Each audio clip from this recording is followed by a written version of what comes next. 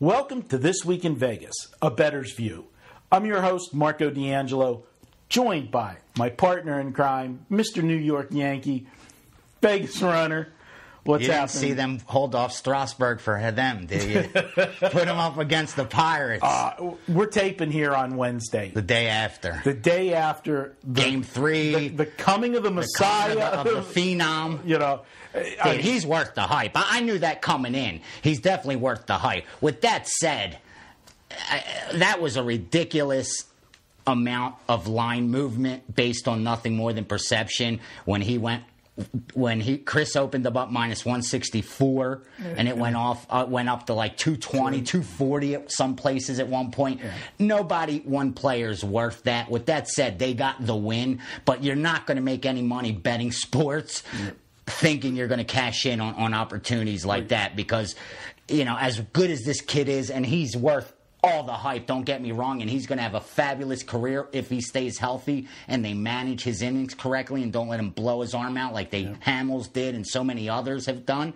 Then I think... Which they've got to be more careful with because this is a power pitcher, not a finesse pitcher. Exactly. You know, and the guy that I think of that comes to mind right away is Kerry Wood. Look what happened to him. And he was his first start, what did he have? Like same thing, like 10, 12, 13 strikeouts. I mean, let's give him credit. I mean, Roger Clemens was a power pitcher that lasted a long time in the majors. Nolan Ryan. How long his career? But that's the exception. That is not the norm. No, exactly. This kid's the real deal. And just the control he has at that power, he's going to be successful against any lineup. But with that said, they're still the Washington Nationals. You will be in a position where you have to depend on your bullpen and your bats as well. Baseball isn't tennis. It's not bowling. One guy can't go out there on his own and get it done every day. Absolutely. I'm going to set up a little bit of a segue for promote one of our other videos today. We always do how-to videos, and I think what we're going to do is we're going to talk about handicapping baseball when these young pitchers make their debuts and where the value's at. So it's a great topic. So we'll talk more about the nuts and bolts of that in one of our other segments today. But back to Strasburg. I mean, he is the real deal, dude. In Great for baseball. We made the joke on it. I mean, there's a reason they made his debut.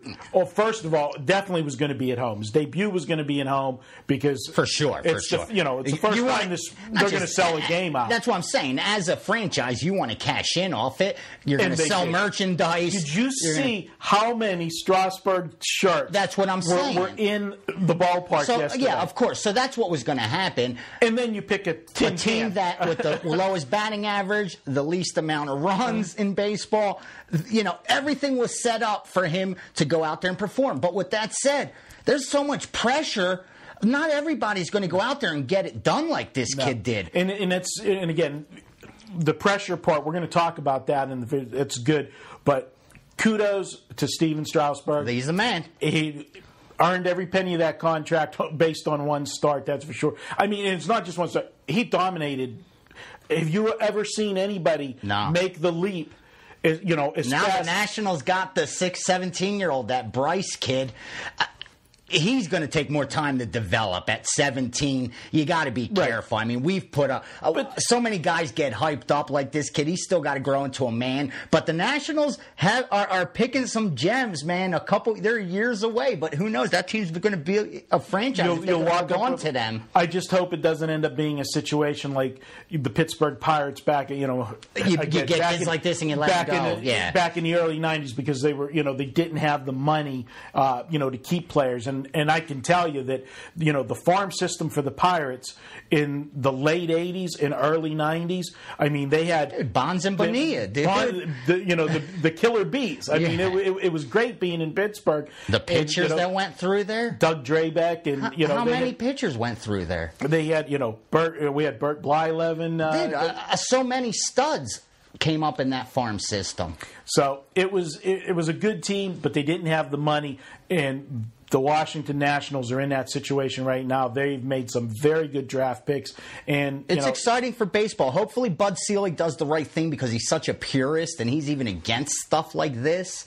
But hopefully they do the right thing and build around a kid like this because it is, I think, great for baseball. I mean, you saw the following. There was more press asking for passes than ever in the history of the game. I was at the M last night because I went over because I wanted to watch the Celtic game, and I also wanted to see Strasburg. I couldn't keep my eyes off him. I'll tell you the truth. I'm in the poker room. I got table number 4. If you ever play cards at the M, you want table 4 because it is right at the window. They have a glass window in the poker room so that separates the TVs. And if you get seat 1 or 10, and I was on seat 1, you're looking right in at all the screens. So it was heaven for me.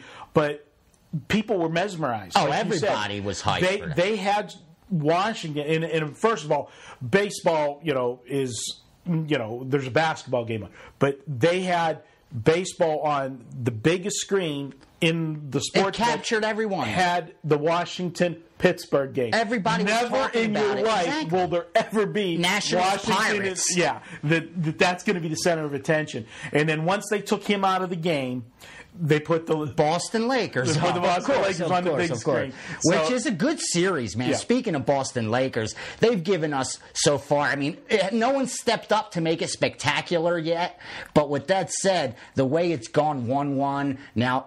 Lakers win one in Boston. It's very intriguing, and it's keeping everybody, into it. If LA would have been 3-0 by now, it wouldn't have been exciting. This is going a minimum of 6. Yeah. I have no doubt. Definitely could possibly go 7. But let me tell you this much. I mean, me and you talked yesterday afternoon. Again, we're taping on Wednesday, so we're the day in between Game 3 and 4. They played Game 3 yesterday. When I talked to you yesterday afternoon, I said, I can't believe the public is so split on this game. Yeah. I mean, every place that, my sources, they were. I called around. And it was split. It was split on the game. It was split on the total. But what amazed me is I saw all the numbers. And, I mean, we're talking thousands and thousands of bets. And we're talking 51-49 or 52-48 at best. And at one point, I saw the over-under dead even at 50-50. When I was at the sports book at the M, now that's just one casino, every basket that was scored by the Lakers, the place just totally erupted. Yeah, but that's expected because we're out here on the West Coast. It's all Laker fans. I'm sure if you were watching the game, in Philly, in New York, they'd be going nuts at a sports bar when Boston scored. So we're a little skewed here, I think, because of the Lakers. The books here, I'm sure, had Laker money from what I'm told.